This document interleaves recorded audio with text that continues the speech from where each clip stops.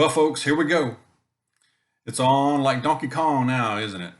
Hold on tight, and I mean real tight. Those pesky Bill of Rights, though, they just still get in the way, don't they? They're still there, thank God. A mandate is not a law. And what was being talked about today by the man in the White House is unconstitutional. I mean, the last time I checked, we're still a free country. It's not the way it works here. This is a republic, constitutional republic. We the people. Hello.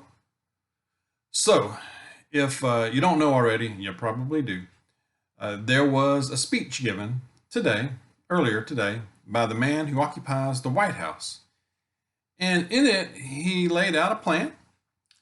And in there, he said that he's going to sign an executive order that all employers that have over 100 employees will be required to have their employees take the shot, fully shot, or be tested weekly. Okay. In addition to that, all federal workers and contractors who work with the federal government will also be mandated as well. And anyone who works with and does business with the federal government, has contracts with the federal government, their employees are going to also be mandated. Now, it said that if these employers do not comply, there could be heavy fines per case. Also, healthcare workers who work at healthcare providers that also have Medicare, have access to Medicare and Medicaid participating hospitals, are also all those healthcare workers are going to be mandated to have it as well. Also, he calls on large entertainment venues to require proof of the shot before entry into their events or their places of business. So, I mean, what would you do? I mean, I guess you have a decision to make. What would you do without freedom? This is basic. This is our basic freedoms on the line here, in my opinion, and a lot of people's opinion, I'm sure. I mean, what would you do without it? Are you ready to lose it? Because if we lose on this one, okay, if we lose on this one, it's all over but the crying, all right? The Borg aren't staying on deck 16, all right? They're going to just keep coming, and they're going to keep coming. It won't stop. So what's next? That's always my question. What's next? Before I get to that, I was just thinking, I mean, if this goes through, if this happens, I would think it's got to affect some things like the economy, maybe. I mean, a lot of people aren't going to comply with this. They may lose their job. So they're going to do other things. They're just going to leave their jobs, their employment. I mean, healthcare, for one thing, it might be a lot tougher to get healthcare and with any kind of speed at all. And it's already tough. It takes a while. Anything to do with the federal government, the post office. I mean, forget about it. The supply chain. I mean, if this is going to rack already employers who are already struggling to keep employees, and this would just exacerbate this and make it a lot worse. Okay, I would think. So everything would just slow down even more. I would think it could wreck the economy more than it is already. But again, like I said, my question is always, what's next? It's not going to stop at that. They're just going to keep coming. All right. So, crossing state lines, what's the stop from doing that? To be required to have it mandated to cross a state line to go somewhere, to go into a store, to go into a grocery store, to get health care, to get insurance, go to school. So it's already affecting them. Ask the Australians, they can tell you. I mean, they're in virtual prison down there. I mean, it really is bad. So a lot of things would be affected here. Like I said, it just seems very unconstitutional. Hopefully, I don't know, hopefully a judge could strike this down, stop it, maybe extend things, get in the courts, and maybe get it to the Supreme Court. Although I don't have a lot of confidence in the Supreme Court. I mean, heck, you never know what they're going to do. In fact, I don't have a lot of confidence in a lot of federal government institutions. My opinion,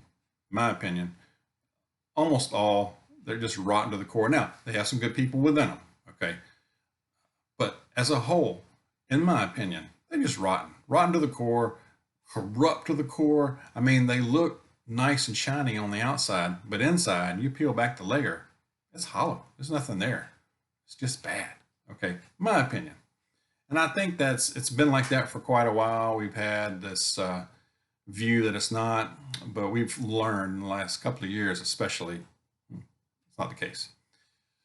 And what about the refugees and illegal immigrants? So he's saying that we're going to be mandated for this, but what about the refugees, both coming from Afghanistan and flowing just freely right across the porous southern border? So they're just going to be able to come right in. They're not vetted much at all, or if at all. And so refugees and illegal immigrants, I guess they get a free pass. Must be nice. I mean, and he also said in his speech that he's losing patience, or his patience is wearing thin with us. Our patience is wearing thin. It's about gone. Okay. So is this the tipping point? I think we need to prepare, hold on tight. Like I said earlier, is this the tipping point that we've kind of been anticipating, where we're going to see civil unrest? I think we need to prepare for that possibility, to see that, to prepare for a lot. We're just an unknown thing, unknown waters right now. It's very interesting. I know it sounds kind of scary, but we need to keep our wits about us and not panic, okay? And just keep preparing, get your house in order. You have a decision to make.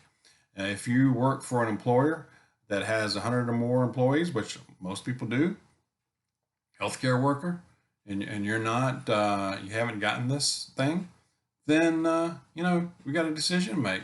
And what are you going to do? What's your alternative plan? Plan B, Plan C. All right. The more self-sufficient we can be, we need to do that.